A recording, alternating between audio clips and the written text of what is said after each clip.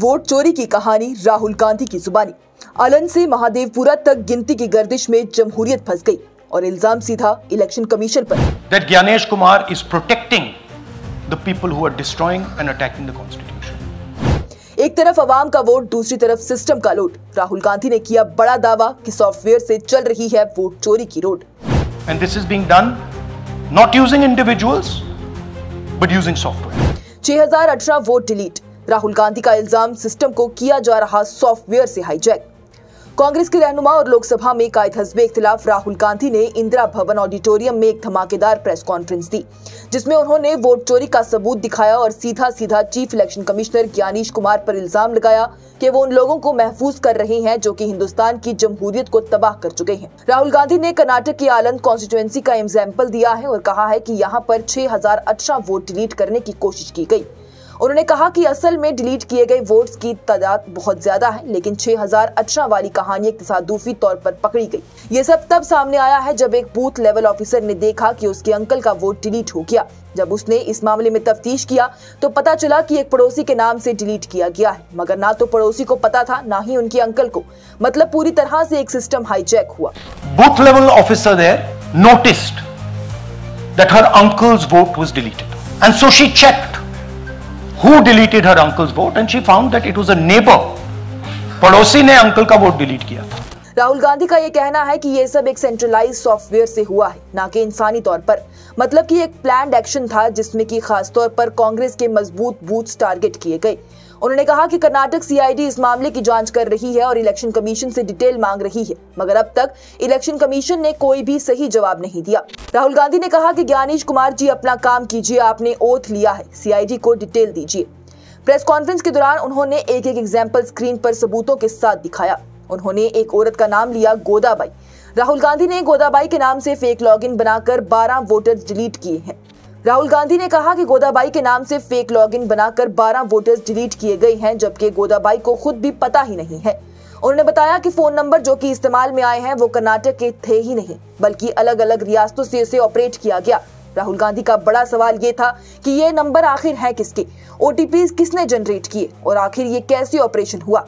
उन्होंने दूसरा एग्जाम्पल दिया सूर्यकांत का। राहुल गांधी ने कहा कि रिकॉर्ड में दिखाया गया कि सूर्यकांत ने सिर्फ 14 मिनट में 12 वोटर्स डिलीट कर दिए। इसके सबूत में उन्होंने एक वोटर बबीता चौधरी को भी स्टेज पर बुलाया और दिखाया कि उसका भी वोट डिलीट किया गया है इसी तरह से। दिस इज द जेंटलमैन, ये इनका वोट डिलीट किया जा रहा था, ये कर रहे थे, इनसे आप पूछिए, बताइए। That's our candidate. फिर उन्होंने एक और एग्जाम्पल दिया नागराज का। राहुल गांधी ने प्रेजेंटेशन में दिखाया कि नागराज ने सिर्फ 38 सेकंड में 2 फॉर्म फिल कर दिए, वो भी सुबह के 4:07 पर, जो कि इंसानी तौर पर मुमकिन ही नहीं है। राहुल गांधी ने कहा कि हिंदुस्तान में नौजवानों, खुद फॉर्म भरकर देखो, तुम्हें जवाब मिल जाएगा। इससे उन्होंने ये पॉइंट बनाया है कि ये काम ऑटोमेटेड प्रोग्राम और कॉल सेंटर लेवल ऑपरेशन से हुआ है, इंसानों से नहीं। राहुल गांधी ने यह भी बताया कि कर्नाटक सीआईडी ने 18 बार इलेक्शन कमीशन को लेटर भेजा है, पहले फरवरी 2023 में, फिर मार्च में, फिर अगस्त 2023 में, जनवरी 2024 में और आखिरी सितंबर 2025 में, मगर इलेक्शन कमीशन ने अब तक कोई पूरी तरह से डेटा शेयर ही नहीं किया। राहुल गांधी ने इल्जाम लगाया कि चीफ इलेक्शन कमिश्नर ने उन लोगों को महफूज करने की कोशिश की है जो कि हिंदुस्तान की जमहूरियत को बर्बाद कर रहे हैं। ये प्रेस कॉन्फ्रेंस राहुल गांधी की दूसरी प्रेस कॉन्फ्रेंस थी वोट चोरी सीरीज में। पहले 7 अगस्त को उन्होंने एक प्रेसर किया था जिसमें उन्होंने बेंगलोर सेंट्रल के महादेवपुरा असेंबली सेगमेंट का केस उठाया। उस वक्त राहुल गांधी ने कहा था कि 1 लाख से ज्यादा वोट चुराई गई हैं और इलेक्शन कमीशन बीजेपी के साथ मिलकर काम कर रही है, जो कि उनके हिसाब से आईन के खिलाफ एक जुर्म है। यह है चोरी। 1,250,000 वोट की चोरी 5 तरीके से होती है: duplicate voter, fake and invalid addresses, bulk voter in single address, invalid photo, misuse of form 6। Duplicate voter, ये देखिए गुरकीरत सिंह डांग, इनका नाम बूथ नंबर 116, 124, 125 एंड 126 4 बार, और ये सिर्फ एक व्यक्ति नहीं है, हजारों व्यक्ति। ये है डुप्लीकेट वोटर की लिस्ट। वाज़ेह रहे तो राहुल गांधी ने पहले अपनी वोटर अधिकार यात्रा को खत्म करते हुए ये कहा था 1 सितंबर को कि कांग्रेस जल्द ही एक हाइड्रोजन बॉम्ब सबूतों के साथ लेकर आएगी और उसके बाद वज़ीर-ए-आज़म नरेंद्र मोदी देश के सामने चेहरा नहीं दिखा पाएंगे। उससे पहले अगस्त 7 की प्रेस कॉन्फ्रेंस में राहुल गांधी ने इस वोट चोरी को एक एटम बॉम्ब बताया था।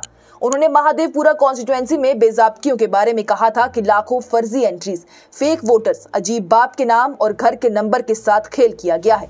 सीसीटीवी फुटेजेस मिटाई गई हैं और इलेक्शन कमीशन ने वोटर डेटा देने से इनकार कर दिया है। राहुल गांधी ने उस वक्त भी कहा था कि ये सिर्फ कर्नाटक तक सीमित नहीं है, बल्कि महाराष्ट्र और हरियाणा के इलेक्शंस भी इसी तरह से मैनिपुलेट किए गए हैं। आज के प्रेसर में राहुल गांधी ने दोबारा कहा कि मैं इस स्टेज पर वो बात कह रहा हूं जिसका 100% सबूत मेरे पास है। अभी हाइड्रोजन बॉम्ब आना बाकी है। जी हां, राहुल गांधी ने कहा है कि इस प्रेस कॉन्फ्रेंस को हाइड्रोजन बॉम्ब ना समझा जाए। हाइड्रोजन बॉम्ब आना अभी बाकी है और वो भी जल्द ही आ जाएगा। ये एच बॉम्ब तो नहीं है, एच बॉम्ब आ रहा है, हाइड्रोजन बॉम्ब आ रहा है। राहुल गांधी ने प्रेस कॉन्फ्रेंस में यह भी कहा कि कर्नाटक सीआईडी ने इलेक्शन कमीशन को 18 बार चिट्ठी लिखी है, लेकिन अभी तक कोई जवाब नहीं मिला है। उन्होंने अपने बयान में दोबारा दोहराया है कि ये सिर्फ शुरुआत है, असली हाइड्रोजन बॉम्ब सबूतों के साथ अभी आना बाकी है।